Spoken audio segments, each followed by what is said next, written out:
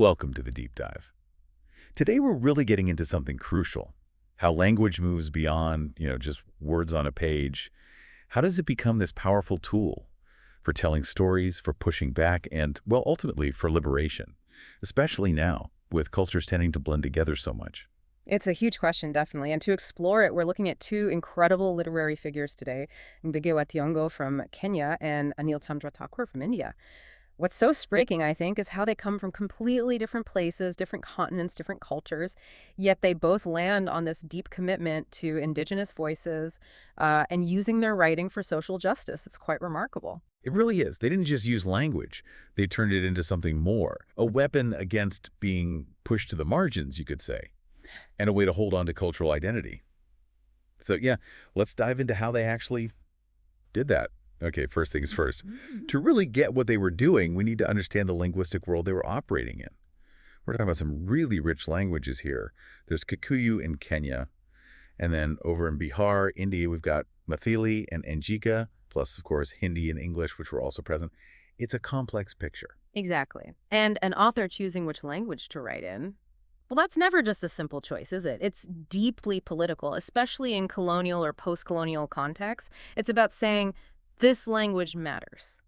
It's saying this language holds our collective memory, our history, our way of seeing things. It's a deliberate act of preservation. That's such a good point. It's not abstract either. Like, take the word home. You mentioned Maithili earlier. In Maithili, that word for home, it carries so much more, doesn't it, than just, say, the English word home. Oh, absolutely. It's packed with cultural warmth, generations of history in a specific village, shared rituals, the whole community support network. Things the English word often just doesn't capture in the same way. Right, it's that kind of depth, that nuance locked inside the language itself that we're going to explore. So let's start with Ngũgĩ Thiong'o. Born in colonial Kenya in 1938, his literary journey involved a really radical shift. Absolutely radical. His decision, his very conscious decision to stop writing in English and switch to Kikuyu, his mother tongue, that wasn't just about art, it was a direct act of resistance against colonialism. And Ngũgĩ argued that language was colonialism's sneakiest weapon. It doesn't just suppress local languages, it changes how people think, their values, their connection to their own history. It alienates them. Alienates them, yeah. For him, language wasn't just a communication tool. It was, and this is his phrase, the repository of a community's collective memory, like the soul of the community almost. So where did he really flesh out this argument about language and identity being so intertwined? His key work on this is Decolonizing the Mind. That came out in 1986. In it, he lays out exactly how linguistic alienation, being forced to use the colonizer's language, can cut people off from their cultural roots, make them feel like strangers in their own land. And remember, colonial Kenya, under British rule, imposing English wasn't accidental. It was a strategy to break down indigenous identity. And his novels directly fought back against that, like Devil on the Cross, which he famously started writing in prison. That's right, on toilet paper in Kikuyu. He wrote it while detained for his political activities, and later it was translated, but Kikuyu came first. And he is satire. Oh, razor-sharp satire, not just aimed at the British colonizers, but also at the neo-colonial corruption that often followed independence, where local elites basically step into the colonizers' shoes, adopt their language, their ways, and continue the exploitation. His work exposed how those mental chains persisted. It wasn't just novels either, was it? His plays, his other work, it had a different feel. Very much so, often very performative, very communal. He drew heavily on oral storytelling traditions, things that really connected with ordinary people, especially the rural poor who might not be reading novels. So this shift to Kikuyu wasn't just symbolic, it was practical political teaching. Exactly. It was pedagogical, a way of educating and empowering, giving African audiences stories in their language, reflecting their lives, their struggles, their culture, making literature belong to them. You hear stories about village performances of his plays becoming these incredibly dynamic events, people joining in, improvising. It was living literature. It's fascinating to see that kind of struggle for linguistic autonomy in Kenya and then find echoes of it in rural India. Let's turn to Anilchandra Thakur now, a really important voice from Bihar. He lived from 1954 to 2007 from a village called Sameli in Katihar. Yeah, and what sets Thakur apart, especially in the Indian context, is his deep local commitment. Many writers might aim for national or international fame, often writing in English or maybe a more standardized urban Hindi. Thakur didn't. He stayed rooted. He wrote constantly, yes in Hindi, but also passionately in Maithili and Angika, these regional languages of Bihar, and some English too, but it wasn't like a market strategy. It felt organic. It was who he was, where he came from. So he didn't just write in Maithili or Angika. He lived in them. The languages were part of him. Completely. You feel it in his work, his stories, his plays, things like Ekar Sarakpar, Rag, Dharmastapanarthaya. They dive right into the tough realities of rural Bihar. He wrote about casteism, that deeply embedded social hierarchy, dictating life chances, creating so much discrimination. That's a historical reality in Bihar he confronted head-on. And patriarchy, grinding poverty. He didn't look away. And then there's Suba, this magazine he created. It just sounds, well, unique. A handwritten, family-run magazine. Can you imagine the effort? It's really quite something. Suba wasn't a glossy publication. It was literally handwritten. It became this little haven, a literary space for voices that usually got ignored by the mainstream, urban-focused Hindi literary scene. It was a counter-narrative. Handwritten. Yeah. That implies such a personal connection with his readers. Absolutely. And for Thakur, language wasn't just about identity, though it was that too. He saw it as access. Access to stories, yes, but also access to dignity and maybe even access to change, to transformation for the people whose lives he wrote about. A pathway. Wow. Okay, so despite being worlds apart geographically, Ngũgĩ in Kenya, Thakur in Bihar, they end up with this remarkably similar philosophy about language. Let's try and compare them more directly. How do their approaches line up or differ? Well, the core idea is the same. Using regional languages to essentially decolonize minds and democratize literature.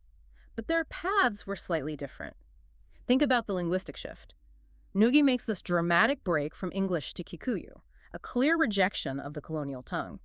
Thakur's move was maybe more about embracing the multiplicity of his region, choosing to write seriously in Maithili and Angika alongside Hindi, pushing back against the dominance of just one form of Hindi or English within India itself. Right, different kinds of linguistic dominance they were fighting. Exactly, and think about their audience focus, both intensely local. Ngugi aiming squarely at Kenyan people, particularly the disenfranchised. Thakur writing for and about his Bihari community, not trying to please some distant literary establishment. And the mediums reflected that too. Ngugi's use of plays, oral traditions, very communal. While Thakur used stories, plays, but also this incredibly innovative grassroots thing, the handwritten Suba magazine, reaching people directly, building something from the ground up. Their political messages also resonate, even if the specifics differ. Ngugi's clear anti-colonialism, reclaiming African culture. Yeah, restoring dignity after that colonial suppression. Whereas Thakur's focus was internal to India, you could say. Fighting casteism, fighting for the rural poor against internal structures of oppression. Giving voice to the voiceless within that specific context. Precisely. And their cultural strategies feed into this. Ngugi uses language revival, performance, tapping into Kikuyu oral culture. Thakur employs this detailed, multilingual realism, showing life as it was actually lived and spoken, and using Suba as this unique platform for voices and languages often dismissed. So when you boil it down, they both ended up doing something similar, challenging the idea that literary authority has to be centralized. Ngugi by turning his back on English publishers for his primary work. And Thakur, by literally creating his own publishing house, by hand, completely independent of the mainstream urban centers, both decentralizing acts.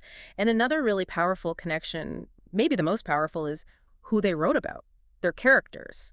These aren't kings or elites or intellectuals. They are, everyday people. Potters, farmers, women left behind, laborers. The people usually at the margins of literature or just continually absent. Exactly.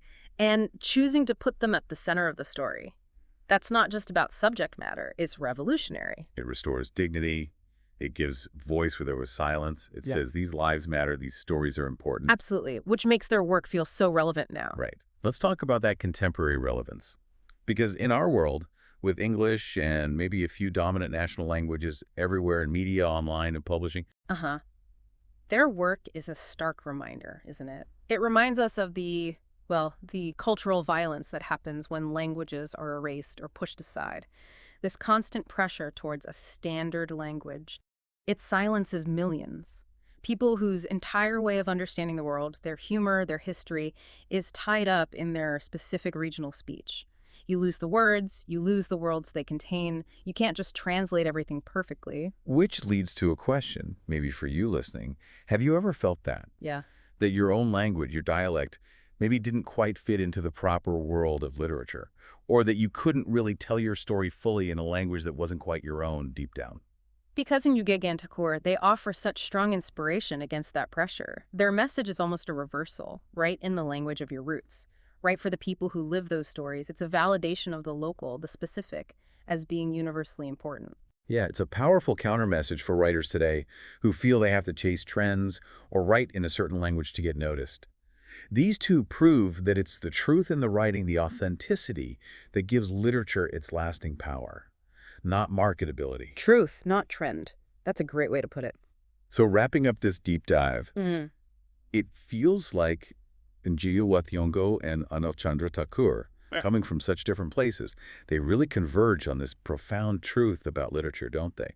That language isn't just how we express things, it's how we liberate ourselves. Absolutely. By choosing Kikuyu, by choosing Maithili, Angika, Hindi, they weren't just picking words, they were affirming the value of those languages and the value of every single story held within them. It's a legacy that stretches far beyond Kenya or Bihar. And it feels like a call to action, really. For everyone involved in words, writers, teachers, publishers, policymakers, to decentralize language, to decolonize it, to make it truly democratic in all its messy, beautiful diversity. There's a quote from the source material that really captures it. To starve a people of their language is to kill their memory. To write in it is to awaken their soul. It's about keeping memory alive, keeping identity alive, protecting the soul of a culture. So the final thought we want to leave you with is this. Ngũgĩ and Thakur showed us that the margins aren't the edges, they're the source. So what stories are waiting to be told from your source? In your own unique voice, something to think about.